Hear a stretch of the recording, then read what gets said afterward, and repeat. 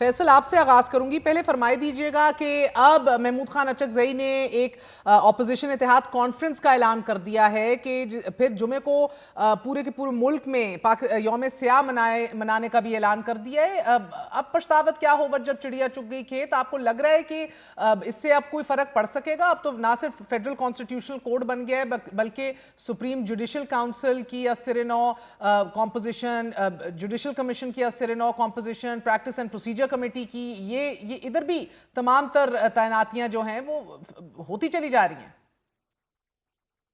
नहीं, डेफिनेटली आपकी बात दुरुस्त है, लेकिन मैं आपने गिवन सर्कमस्टांसेस में ये भी तो देखना है ना कि जितनी स्पेस पीटीआई को अवेलेबल है और जितना उनके साथ स्टेट जो है सख्तियां कर रही है, उसमें जितने भी आवाज उठ सकती है, कम से कम अपोजिशन के होने का एहसास भी जो है, जो इस वक्त हालात हैं उसमें एक अच्छी बात है।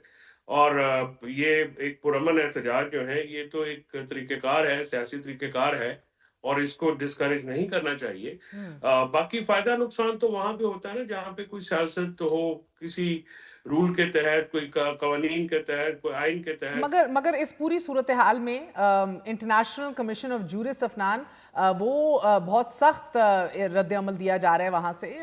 वफाकी आइनी अदालत की तश्कील, जजों की अपॉइंटमेंट्स हो, जुडिशल कमीशन ऑफ पाकिस्तान की नई तरतीब हो, फिर हाई कोर्ट के जजों के ट्रांसफर्स हों, और ये इस्तिस्ना के हवाले से भी एक बार फिर शदीद तशवीश का इजहार किया जा रहा है। और ICJ के मुताबिक तो आपकी अमेंडमेंट के बाद सुप्रीम कोर्ट बुनियादी तौर पर अपील का फॉरम ही रह जाएगी, फिर आइनी तशरी का इख्तियार वफाकी आइनी अदालत को मुंतकिल होने से तमाम का तमाम सेटअप जो है और बैलेंस ऑफ पावर खराब हो गया है। वफाकी आइनी अदालत के पहले जज को एग्जीक्यूटिव की तरफ से अपॉइंट करना, so on and so forth. तो ये जो डोमेस्टिक और इंटरनेशनल रेजिस्टेंस आ रही है और आप देख रहे हैं कि एक पुशबैक आ रहा है, आपको लग रहा है ये आप फ्लो में ले जाएंगे? जी, बिस्मिल्लाह रहमान रहीम। देखिए, ये जो कुछ 26वीं और 27वीं आइनी तरमीम में हुआ है, इसको आप इसका थोड़ा सा बैकग्राउंड भी समझने की कोशिश करें। देखें, मियां मोहम्मद नवाज शरीफ साहब ने इस अदलिया को बहाल कराने के लिए अपनी जान हथेली पे रखी और वो लाहौर से निकले और गुजरावाला तक पहुँचे तो ये अदलिया बहाल हुई।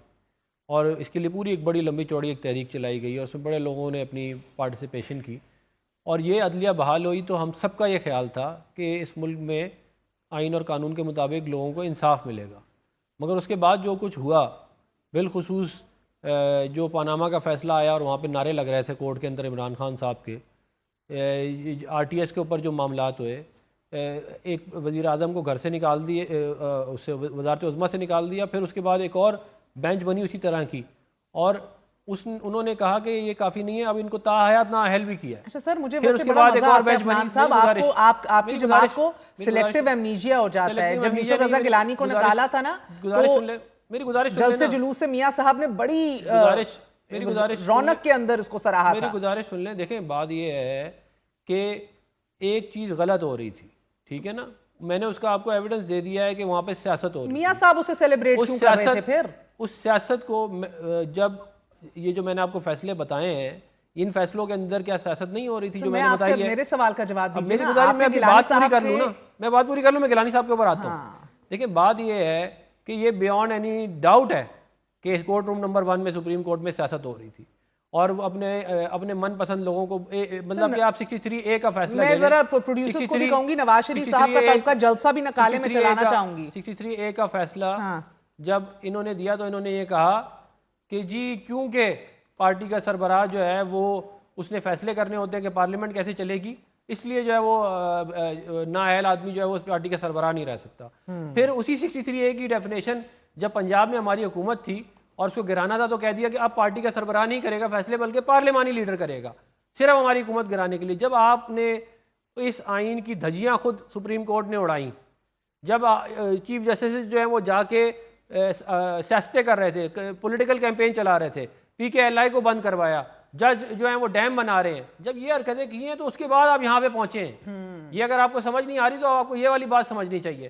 फिर जो ये बात कही जाती है कि जी जुडिशल कमीशन जो है वो जो है आइन ख़त्म हो गया, कानून ख़त्म हो गया, भाई पहले जो powers chief justice of Pakistan के पास थी वो पावर जो है वो अब जुडिशल कमीशन ऑफ पाकिस्तान के पास आ गई है, जिसके अंदर अपोजिशन भी है, जिसमें इंतज़ामिया भी है, मुकन्ना भी है, और जिसके अंदर जो है वो अदलिया भी है। तो सर एक तो सेकंड, इसमें क्या बुराई है? क्या बुराई है फैसल साहब? मसला क्या है आप लोगों को? आप लोग बोर हो रहे होते हैं तो एहतजाज करते हैं? नहीं, जुडिशल कमीशन की आप जरा हैयत पढ़ लेना, जिस तरह की मामला वहाँ पे है। आप देखिए ना, वहाँ पे तो जो मेजोरिटी है वो तो एग्जेक्टिव के हाथ में है, और दूसरा ये वहाँ पे जो भी नहीं, अपॉइंटमेंट्स होनी है वो तो एग्जेक्टिव की मर्जी से होनी है। कॉन्स्टिट्यूशन बेंच में भी इस तरह से हुआ है। और अभी आप मुझे देखिए, एफसीसी आपने बनाई है फेडरल कॉन्स्टिट्यूशन कोर्ट में। प्रॉब्लम जो है वो फोरम से ज्यादा अपॉइंटमेंट्स का है। आप जिस तरीके से वहाँ पे जजेस आपने लगाए हैं, उन मास जजेस के जो क्रेडेंशियल्स कॉन्स्टिट्यूशनल केसेस आपने आज तक कोई बतौर वकील या या बतौर जज भी उनके आपने नहीं पढ़ा होगा। देखिए, ये बड़ा एक इम्पॉर्टेंट टॉपिक होता है, और ये सब्जेक्ट जो है, जो कॉन्स्टिट्यूशन की प्रैक्टिस करते हैं वकील और जो जजेस इसमें जो है वो माहिर होते हैं या इस पे कमांड रखते हैं, वो बहुत कम है। आपने जिस तरह की अपॉइंटमेंट्स की हैं एफसीसी में, और उसकी तो बात ही छोड़े। और ये बात आप इंतहाई गलत बात मैं अफनान भाई से बिल्कुल खिलाफ करता हूँ। आपने सबसे पहले अदालत का सियासी इस्तेमाल मियां नवाज शरीफ साहब ने किया मेमो गेट में। गिलानी साहब का जड़ों में बैठने वाली नून लीग थी। इफ्तिखार चौधरी के साथ मिलकर पीपल्स पार्टी को उस वक्त टारगेट करने वाली नून लीग थी। उसके बाद इसमें कोई शक की बात नहीं है कि मियां साकिब निसार और इफ्तिखार चौधरी ने 184(3) का बेईमाना इस्तेमाल किया। लेकिन उसके साथ साथ 5 ऐसे चीफ जस्टिस हैं जिन्होंने इसको हाथ तक नहीं लगाया, जिसमें बदयाल साहब भी थे, गुलजार साहब भी थे, खोसा साहब भी थे, जिसमें नासिर मुल्क साहब थे, जिलानी साहब थे। इन लोगों ने तो बिल्कुल 184(3) में बिल्कुल कोई कोई एक मुकदमा भी नहीं सुना। तो फिर आप कैसे कह सकते हैं कि जी ये सियासत हो रही थी? अफनान, अब आईसीजे का ये भी मानना है कि ना सिर्फ एग्जीक्यूटिव की तरफ से आप लोगों ने फेडरल कॉन्स्टिट्यूशनल कोर्ट का चीफ जस्टिस लगा दिया, लेकिन मुस्तकबिल की तैनातियां भी जुडिशल कमीशन ऑफ पाकिस्तान की सिफारिश पर होंगी। वहां पलड़ा भारी है सर एग्जीक्यूटिव का, चाहे आपका बार का बंदा हो या स्पीकर का नामजद बंदा हो। लेकिन अब तरमीम में तैनाती के मेयार या असूल भी वाजे नहीं है। ये बहुत बड़ा मसला है सर कि अब आप तैनातियां जो करेंगे, कर चुके हैं बल्कि, वो किस मेयार पे वजीर आजम ने करनी है, या जुडिशल कमीशन में भी जो होंगी वो किस मेयार पे की जा रही हैं, कुछ वाजे नहीं है। देखिए बात ये है कि ये बात गलत है ये कहना कि जी वहाँ पे इंतज़ामिया जो है उसकी मेजॉरिटी है। आप जुडिशल कमीशन ऑफ पाकिस्तान की कॉम्पोजिशन को आप देख लें। देखा है सर, बहुत अच्छी तरह पढ़ा है सर। ऑन पेपर आप टेक्निकली बात करें तो वो अलग बात है, पर किसकी सरपरस्ती किससे हो रही है वो भी आप एहसन भून साहब नहीं गुजारिश सर किसकी आशीर्वाद से चलते हैं, आपको मुझसे बेहतर पता है। वो तो अगर आपका हामिद खान जीत जाता तो फिर वो किसके आशीर्वाद से चलता? वो भी बिल्कुल आपकी बात दुरुस्त है। देखिए बात ये है कि क्या जुडिशल कमीशन ऑफ पाकिस्तान में 5 जजेस हैं?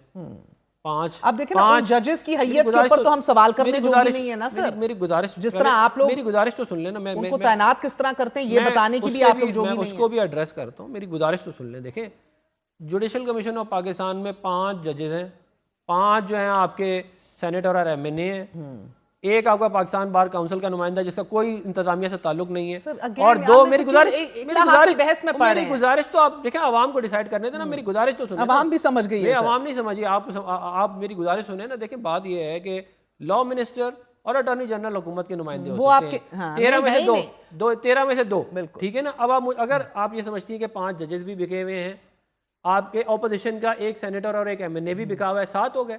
और पाकिस्तान बार काउंसिल का भी, चले मैं कह रहा हूं बिका हुआ नहीं है, वो कॉम्प्रोमाइज्ड है। आप सिर्फ फैसले और स्टांस देख लिया करें, कॉम्प्रोमाइज्ड है, ठीक है ना। ये तो फिर कोई इलाज नहीं है। फैसले बोलते हैं ना सर, फैसले अटॉर्नी जनरल का भी मौकफ बोलता है, he is the prime officer, तो हुकूमत का ही ठीक है, बिल्कुल prime officer has to give the. लेकिन ये बात गलत है कि हुकूमत का वहां पे कंट्रोल है। कैसे हुकूमत का कंट्रोल है मुझे बता दें। ये एक लाहासिल बहस है ना सर। लाहासिल बहस नहीं है, ये एक कॉमन सेंस की बात है। जब आप रिसीविंग एंड पे होंगे फिर आपको ये कॉमन सेंस इतनी कॉमन नहीं लगेगी। हम रिसीविंग एंड में बहुत रह चुके हैं। मुझे एक बात समझाते हैं, एक बात समझिए आप, एक सेकंड सर, 100 बातों की एक बात मैं बार-बार। अगर आप ये समझती हैं कि जुडिशल कमीशन में इंतजामिया का है तो इसका मेरे पास कोई इलाज नहीं है सर। मैं आपसे किसी के पास कोई इलाज चाह भी नहीं रही, मैं तो आपसे एक और सवाल का जवाब चाह रही हूं। मुझे बताइए कि वजीर आजम ने जो तैनाती की है किस मेयार के ऊपर की है, किस क्राइटेरिया पे की है, ये नहीं समझ आ रही। इस मेयार पे की है कि जुडिशल कमीशन ऑफ पाकिस्तान के अंदर चिकन एंड एग की सिचुएशन थी कि पहले आप चीफ जस्टिस लगाएंगे कि पहले आप जुडिशल कमीशन से जाके जज लगवाएंगे, क्योंकि उसकी कॉम्पोजिशन पूरी तब होती जब chief justice of federal constitutional court होता।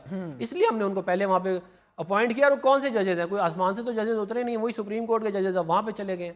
इसको इतना बड़ा जो है वो इशू, बात यह है कि क्या अदलिया ने बार बार इंतजामिया का रोल नहीं लिया? क्या एक मैं आपको केस सुना देता हूँ कि एक चीफ जस्टिस ने, एक एक्ट्रेस थी, वो उनके पास कुछ था सामान ऐसा काबिल एतराज़, वो पकड़ी गई एयरपोर्ट पे। अगले दिन सुबह जो है वो चीफ जस्टिस जो है उन्होंने सो मोटो ले लिया। साकिब निसार साहब जो हैं वो कहते हैं कि मैं PKLI को बंद करवा दिया, मैं शेख रशीद की कैंपेन चलाऊंगा। भाई ये कौन से काम थे जो आप लोग किन वो बंदयाल साहब जो है वो हर फैसले में बेंच फिक्सिंग कर रहे थे, ये कह रहे हैं कुछ नहीं कर रहे थे। गुलजार साहब, बंदयाल साहब, खोजा साहब, ये साकिब निसार, ये सब बेंच फिक्सिंग करते थे, लगाते ना बाकी जजों को अपने बेंच के अंदर। और काजी साहब का फैसले मौर्रख कैसे लिखेगा सर? बिल्कुल बहुत निशान आप लोग उसे शेर का निशान ले लें, कोई मसला नहीं है। देखिए हमसे लिया था ना शेर का निशान, वो लिया तो गलत था ना सर, आपने कितनी धाड़े मारी थी बड़े खुश थे। वो बिल्कुल खुश नहीं थे। आप प्रोग्राम्स निकाल के देखें, आपके हक में बात की थी, आपका सेनेट का इलेक्शन मुतासिर हो रहा था, बिल्कुल खुश हुआ, बिल्कुल बहुत अच्छा हुआ सर। और आपकी सियासत टिट फॉर टैट है बेसिकली। उसका जो है हमारा सियासत ये है कि जो प्रॉब्लम्स थी उनको हमने फिक्स करना है, टिट फॉर टैट नहीं है।